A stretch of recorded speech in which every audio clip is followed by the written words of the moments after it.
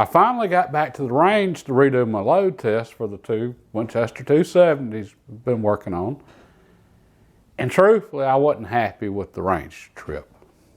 And I filmed it while I was there, and I wasn't happy with the video, and honestly, I was a little bit embarrassed. I mean, just bottom line. And on the way back, I got to thinking, okay, what do I need to improve? What do I need to work on? And I realized I was embarrassed as a reloader. As a hunter, I had a great trip. Here's the thing I got from that. Reloading and hunting, they're two completely different things. And there's a lot of overlap between the two, and that's why so many hunters reload, but they're two completely separate things. And I filmed, made a video while I was out there. I didn't stop that morning and say, okay, I want to make a video for reloaders. And I didn't think, okay, I want to make a video for hunters. All I was thinking was, hey, I want to make a video for people that like to shoot rifles and learn things just like myself. But then I was embarrassed as a reloader.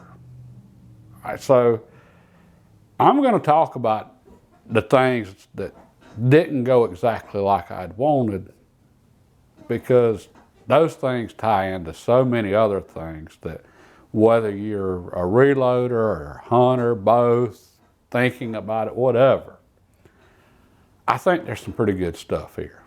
And just thinking about it this way, I thought was pretty interesting.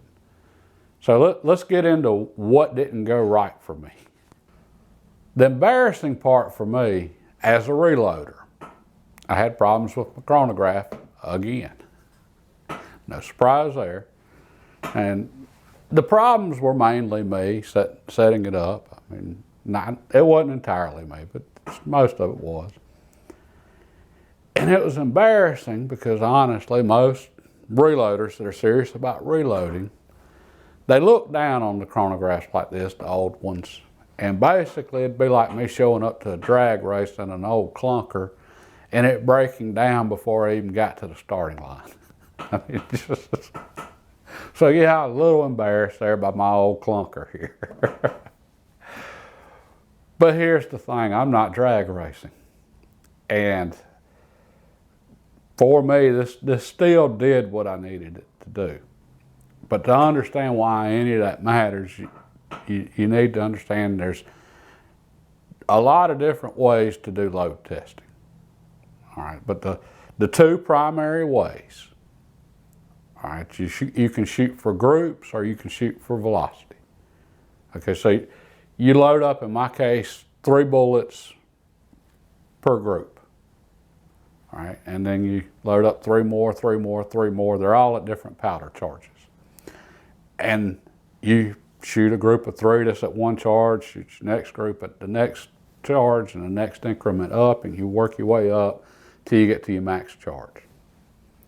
Shooting for groups, the 3-shot group that gives you the smallest shot group, well, that's the powder charge you go with. All right, shooting for velocity, that's gotten really popular with reloaders. All right, and what you're doing there, you're not really worried about the groups. You're looking for the smallest deviation in velocity.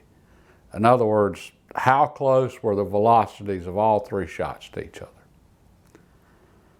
All right, and me personally, I like to do both. I shoot for groups, but then I like to do my standard deviations on the velocities to see how much variation in velocity I had. And more often than not, my smallest group is the group that had the least amount of variation in velocity. All right, and for people the ones that are really into it and use that method with velocities, after they finish checking for velocities, then they'll go back and they'll load so many rounds, or so many groups at that powder charge that gave them the least variation in velocity, and they'll seek their bullets at different depths for each group in different increments, and then they'll go back and run that test. And then basically plot it all out, and which seeding depth gives them the best accuracy. That's what they're going to go with. Okay, that method works, and it can give you some great results. But here's the thing, for hunting, it generally don't matter. I mean, just bottom line. It is fun to watch, all those numbers come together. Us reloaders, we love running a science experiment. We love data, and we love crunching numbers, and we love to see all that, play out. And hunting, it just really don't matter. I mean, just bottom line. Now, I'm going to throw an exception in here. If you're doing extreme long range hunting, it matters. Okay, because if you've got changes in your velocity, when you get way out there at extreme distances, those changes in velocity, they're going to cause, your bullets to impact at different heights on the target. So you'll have vertical stringing when you've got a lot of changes in velocity, especially again at those extreme distances. All right. As a hunter, just shooting for groups. If you've got a 1-inch group, a half-inch group at 100 yards, it really doesn't matter what your velocities are. As far as the variation there, you're not getting wild, crazy velocities and shooting a half-inch group. It's, it's possible. I mean, just random chance. But if you go back and verify that group, you're probably going to see some issues there. So, again, as a hunter, I got some great groups. As a reloader, though, I lost a lot of my velocities. So I couldn't calculate my standard deviations like I wanted to. I couldn't go back and, compare the results.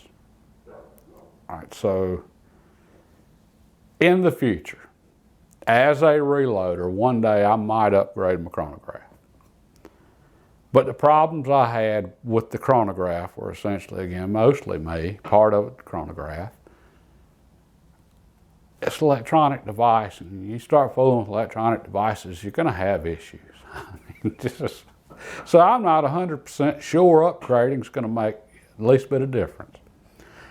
Now, there's basically two options I'm aware of as far as upgrading. You got your magnetospeed chronographs, and those are, as far as I know, extremely accurate for velocity. The problem is you actually attach them to your barrel, so they change your shot groups. I want to shoot for groups. All right, so we got a little conflict there, which if you're using the method where you're looking for velocities, and then you're going to go back and shoot with the bullets at different heights, then it doesn't matter if the magnetospeed affects your groups. You're just after accurate velocities. For me, it matters. Okay. Another option would be they've got a Doppler radar system now. Okay, and I'm sure it's extremely accurate as far as velocities. It's electronic. If I mess this up, I can mess that up. I mean, just bottom line. So I don't know that would really help me that much. And I know the velocity on these are questionable as far as the accuracy. But one thing I do want to check, at some time in the future, are they consistent?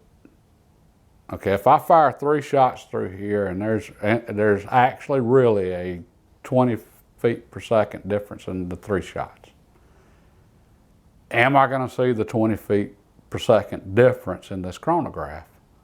And I don't really care if it's at 2,890 feet per second or 2,900 feet per second.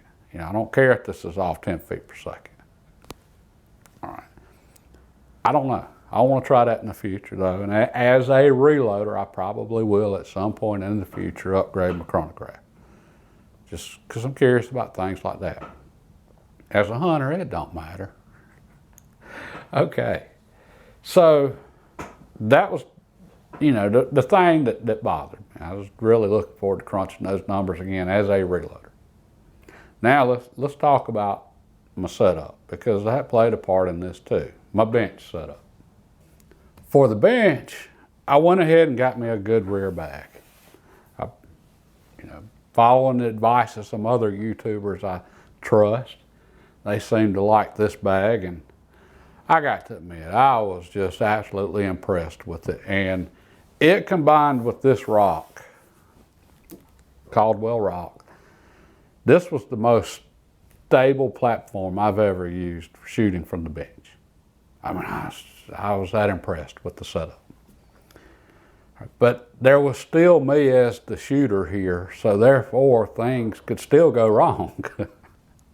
And most of my shots, when I fired the shot, the recoil, it felt like when you catch a baseball in a glove and it just right in the pocket and it just feels good.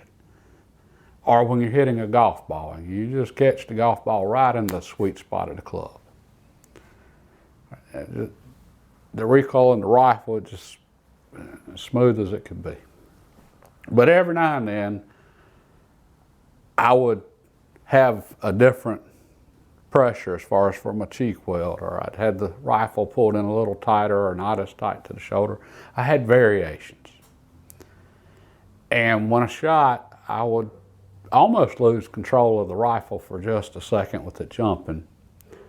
And those shots didn't feel good. It's like when you go to catch a baseball in the glove and you miss the pocket and you get that little bit of sting in your hand. Or when you go to hit that golf ball and you catch it on the toe. Okay, it didn't feel sweet.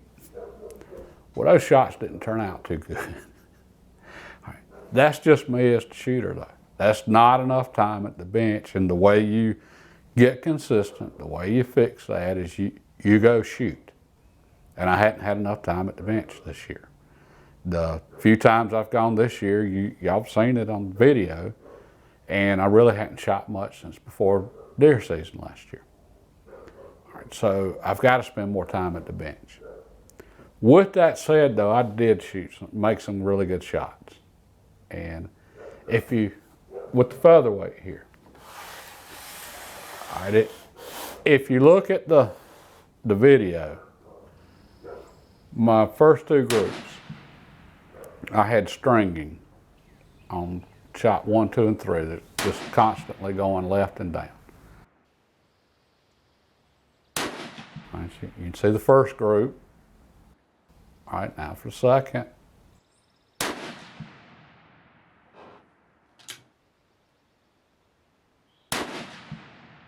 All right, same thing. The second group was a lot tighter.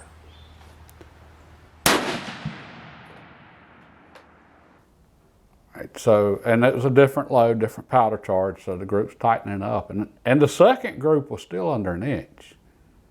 Okay, even with the stringing, I think that one came out at just over 800 thousandths of an inch on the group size.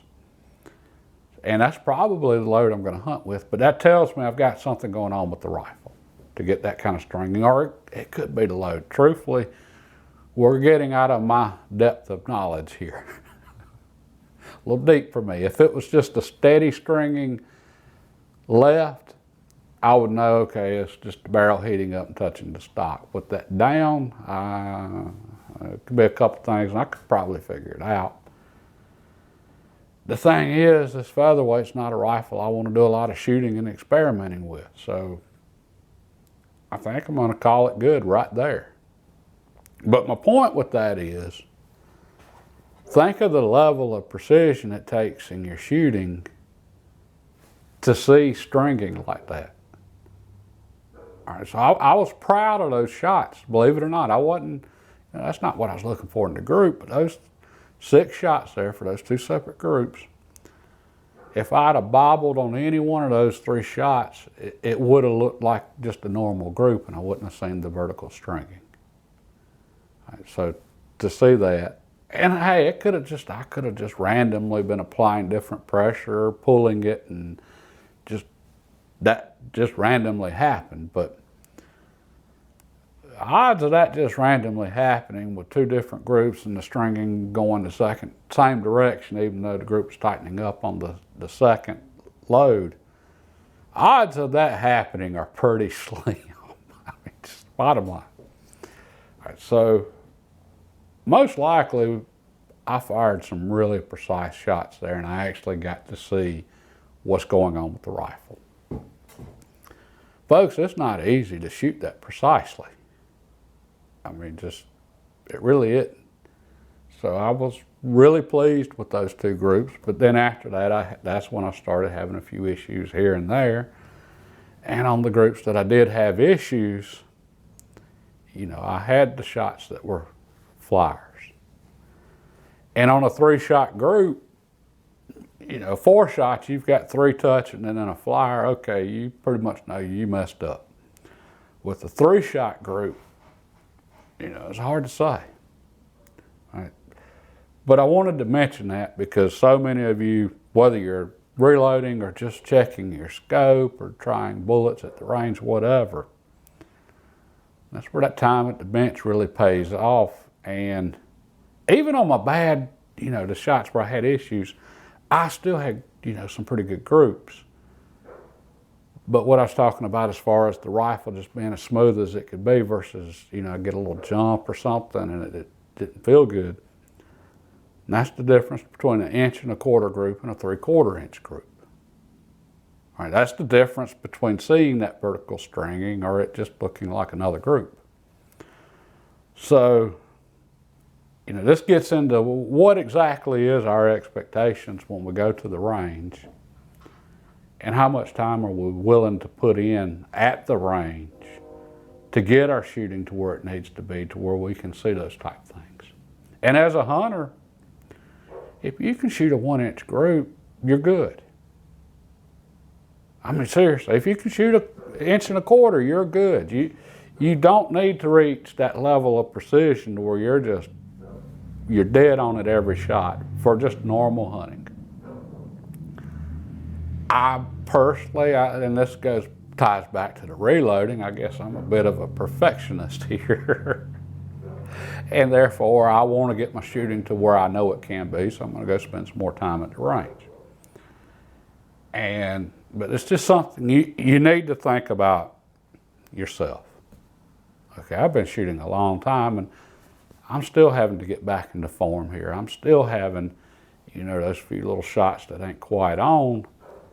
Well, if you hadn't spent much time shooting, or you hadn't shot in a long time, or you're, whatever, you can't go out there and just expect to be dead on it every shot.